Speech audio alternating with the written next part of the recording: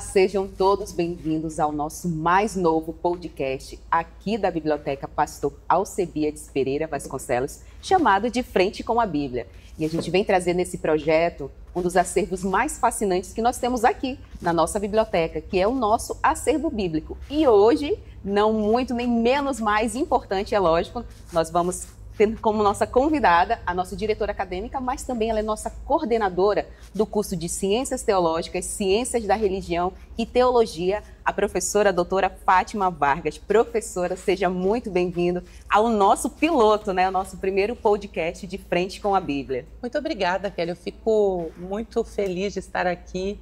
Eu acho que falar de acervo, de livros, de leitura, isso é uma riqueza, é um patrimônio cultural.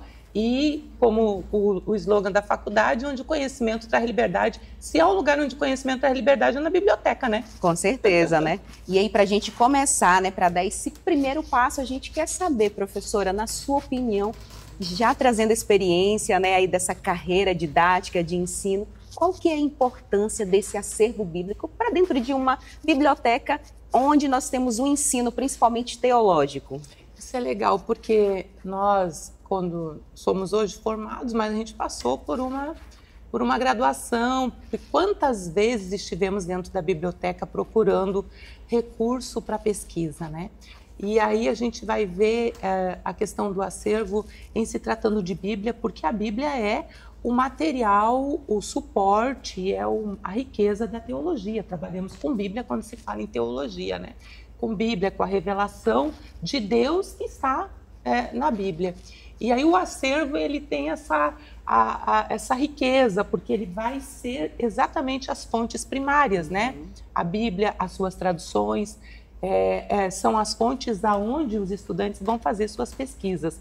Então eu posso lançar a mão de muitas literaturas, mas todas elas vão estar, se tratando de teologia, ligados à Bíblia, né? Usando os textos sagrados, as traduções. E as traduções, elas vêm trazendo justamente essa riqueza do texto original. Então, as nossas fontes primárias, as nossas fontes originais são a Bíblia. Está na Bíblia, com certeza. Com certeza. E as suas variadas traduções. Com certeza. E o interessante também é trazer, professora, que assim, esse espaço, né, que é o espaço da biblioteca, além de ser um espaço de leitura, ele também é um espaço cultural, né? E a gente traz essas traduções, essas versões, esses idiomas, que aí a gente vai ver em muitos outros episódios, né, dos diversos idiomas que nós temos aqui, né, na biblioteca. Então, levando em consideração essa parte da preservação, do cuidado, qual que a senhora acha, assim, que é o diferencial que a gente tem da nossa biblioteca, comparado a outras, assim, que a senhora já tenha tido experiência, já tenha tido esse contato? Eu iniciei minha faculdade lá no Sul, teologia, e nós tínhamos na biblioteca de lá uma riqueza muito grande de literaturas e comentários bíblicos, né? Mas a Biblioteca Alcebiades Vasconcelos, ela traz essa variedade que não sei se outras, sendo muito comum, a questão das várias traduções da Bíblia, né? Tem a Bíblia de uma forma democratizada. Por que democratizada, né? Porque a gente vai ver que a Bíblia, até um certo período da história, ela não estava na mão do povo como um todo, né? Teve um período que a Bíblia estava nos mosteiros, né? E a gente tem filmes aí mostrando isso. E quando a Bíblia estava nos mosteiros, ela não era democratizada, ela não fazia parte da rotina de vida das pessoas, né? O clero tinha acesso, mas a plebe não. O povo para fora dos muros do mosteiro não tinha acesso à literatura, à leitura da Bíblia. E quando ela vai sair de dentro dos mosteiros, da mão do clero, né? Ela passa para as várias traduções. A Reforma tem esse papel importante. Também as primeiras traduções, depois do hebraico, passa pela Septuaginta, né? Que vai ser traduzida do hebraico para o grego. Isso já é muito importante, porque o mundo antigo, a cultura grega, daí tem acesso a esse conhecimento, esse texto, né? Que a gente hoje tem, principalmente no Novo Testamento. Mas, assim, depois da Septuaginta, a gente tem a tradução de Gregório para a Vulgata, que daí eu já tenho também a Bíblia no latim, que vem para o mundo ocidental com essa força onde nós temos hoje. E depois Lutero, né, na Reforma Protestante, ele vai fazer isso, a Bíblia para todos, né? Ele como um pessoa que esteve dentro dos mosteiros, estudando, fazendo teologia, ele entendeu que a Bíblia não era para estar na mão de alguns poucos, que a Bíblia era para estar na mão do povo, que era onde estava a revelação de Deus. E isso é muito lindo, né? Depois, dentro da Igreja Católica no Brasil, também após o Concílio do Vaticano II, depois de 1965, agora, né, século passado, agora século XX, a gente também tem essa coisa da Bíblia para todos, né, do ensinamento. Não é mais aquela coisa catequética, estudadinha, não, mas é para ir estudar a Bíblia dentro da Bíblia. Sim. E isso é muito rico. Então, para isso, eu preciso ter as várias traduções à mão.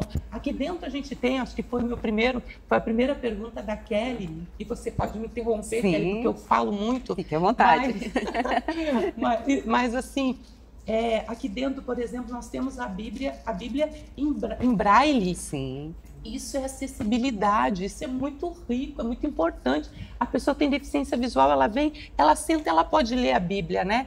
Também a gente tem a Bíblia no aramaico, que é a língua do próprio Jesus Cristo. Exatamente. Então, quando eu vou estudar isso, quando eu vou ler, mas eu não domino a língua, né, o aramaico, mas eu tenho a tradução. Então, isso vai enriquecendo, né? Vai trazendo... aqui também a gente tem, Kelly, que eu sei, as Bíblias nos idiomas indígenas. Sim. Muitos idiomas indígenas. A gente está até hoje com ela aqui, da Ticuna. A gente vai ter um momento também com ela, né, especificamente com ela. E aí até interessante já trazer todos essas que a senhora citou como experiência, né, que a gente acha assim que é 1, 2, 3, mas tem húngara, chinês, japonês. Tem uma infinidade de idiomas, versões e traduções que nós temos aqui no nosso acervo. E levando, né, fazendo esse balancete, professora, qual que assim a senhora destacaria, que a senhora acha que dá para colocar assim no patamar? Olha, essa Bíblia aqui, você precisa conhecer ela. Para começar, de consulta. Uhum. A gente tem várias Bíblias que são ricas, né? Eu acho que uma Bíblia muito valiosa para quem faz leitura, que tem muito texto, que vai... Pesquisadores, né? Pesquisa, para quem faz teologia, ou para quem é um estudioso da Bíblia por amor, né? Porque, né? Porque eu faço teologia. Não, mas por amor. Eu tenho Bíblias de estudos que trazem comentários muito ricos, né? Eu tenho uma Bíblia que eu gosto muito, é a Bíblia... Ai, Jesus amado. Eu vou lembrar já. Mas eu queria destacar de novo a nossa Bíblia em braille. Eu queria destacar também as Bíblias que trazem estudos como a King James, né? Que trazem a própria Bíblia de arqueologia. Uhum. Eu acho muito rico, né? Porque você vai ver por alguns métodos de interpretação dos textos sagrados que algumas contextos bíblicos, eles se explicam muito a partir da arqueologia. Sim. Então, isso é muito rico para eu ter na mão, né?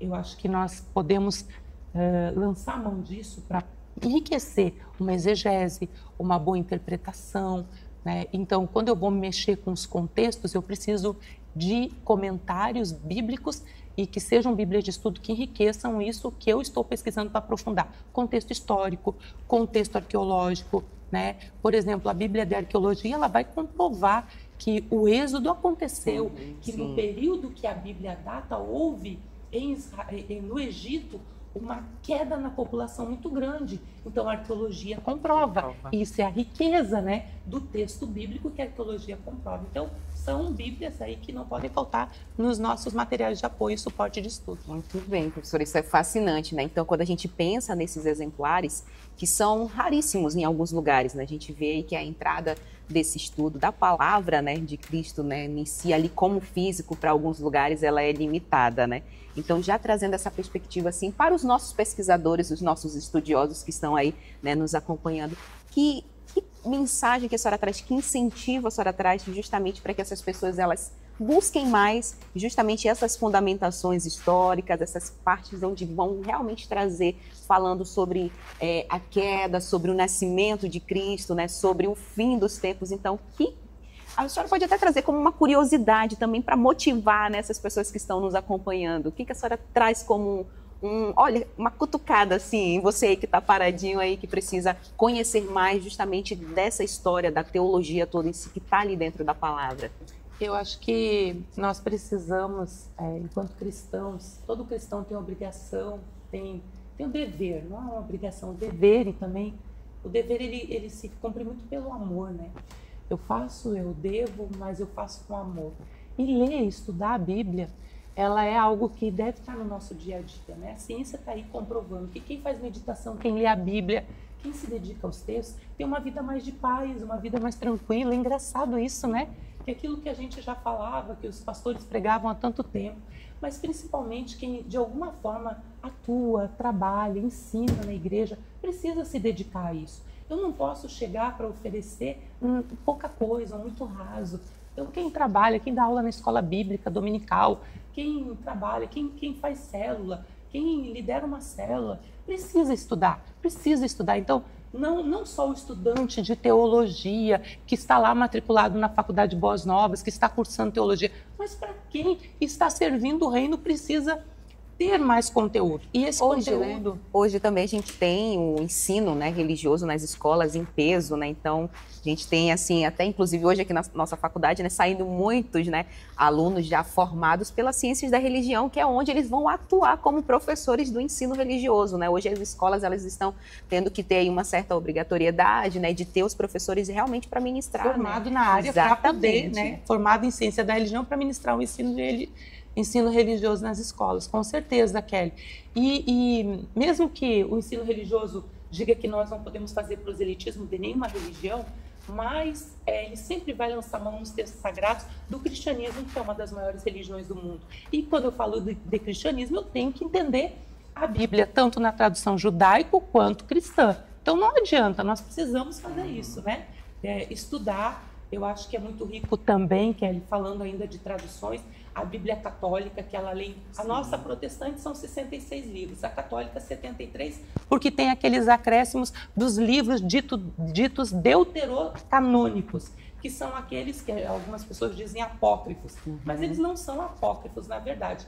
A teologia vai chamar de deuterocanônico, que vai nos ajudar em alguns períodos históricos para a gente poder entender, por exemplo, o período dos Macabeus, que é toda aquela dominação grega. Isso é muito rico. Sim. Então, leia a Bíblia, por favor. Não tenha preconceito com a Bíblia. Pega a Bíblia, vai ler, lê mesmo, que é muito rico. Olha, que legal. Isso é fascinante, não?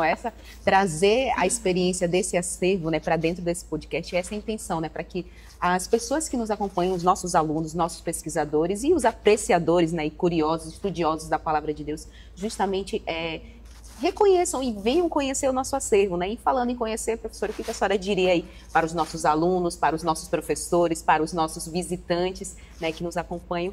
Convide eles aí para vir conhecer o nosso acervo e fechar aí dizendo a importância realmente desse acervo para a nossa, né, instituição como um todo, e fazer esse convite para deixar já eles curiosos do que nós temos aqui no nosso acervo. Eu acho que, primeira coisa, nós, além de tudo, temos uma biblioteca muito linda, gente. Espaçosa, confortável, com cadeiras, com sofás, estofados para a pessoa sentar, ficar confortável lendo um livro. Aí tem as cabines individuais. Eu acho que a nossa biblioteca ela foi pensada e muito bem pensada para dar esse conforto para o nosso estudante. E, além de tudo, quando a gente, dentro de uma biblioteca, onde eu tenho uma série de fatores que me favorecem a leitura e o estudo, eu ainda tenho livros que eu posso lançar mão, Bíblias, que hoje o nosso tema é Bíblia, não posso fugir muito disso, mas é a importância de estarmos aqui, de nos presentearmos com a leitura. Por mais que a gente esteja numa era extremamente tecnológica, que nós temos acesso via digital, a própria Bíblia digital, né? Mas eu nem sempre vou parar para me dedicar. Então, tire esse tempo, venha para cá, aproveite nossos estudantes, nossos professores, a nossa bibliotecária, são simpáticas as duas, nos recebem muito bem. Então, venha para a biblioteca e aproveite tudo que temos aqui. Que lindo, professora. Então, muito obrigada, professora, pela sua participação aqui no nosso podcast. Tenho certeza que as pessoas que estão nos acompanhando ficaram ainda mais curiosas para conhecer o nosso acervo. Eu quero também agradecer a sua presença aqui conosco. Nos acompanhe aí no nosso canal oficial também, que vai ter no YouTube, @Biblioteca FB Novas, também o YouTube da Faculdade Boas Novas, FB Novas Oficial, e nas nossas redes sociais. Então, muito obrigada. A gente espera vocês no nosso próximo episódio de Frente com a Bíblia.